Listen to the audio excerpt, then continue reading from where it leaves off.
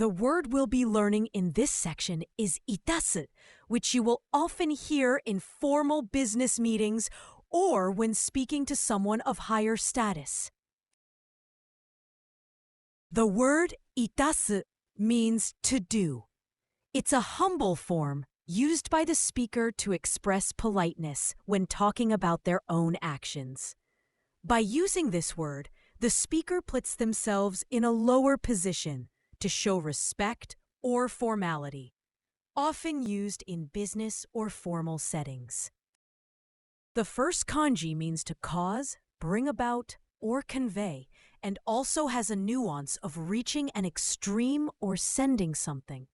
In the word chime, it contributes the sense of causing death, so the compound means fatal or deadly.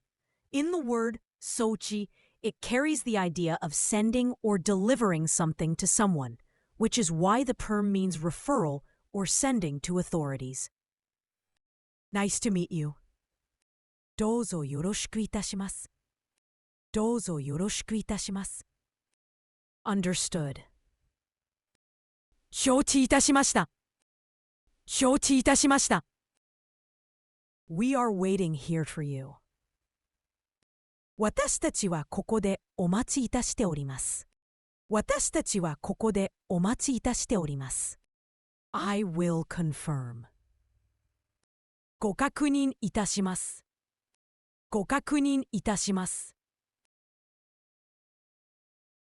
A most common synonym of itasu is 行う. Both words mean to do or to carry out, but 行う is neutral without the inherent politeness of itasu. Itasu indicates more respect and humility when referring to one's own actions. It has no antonyms.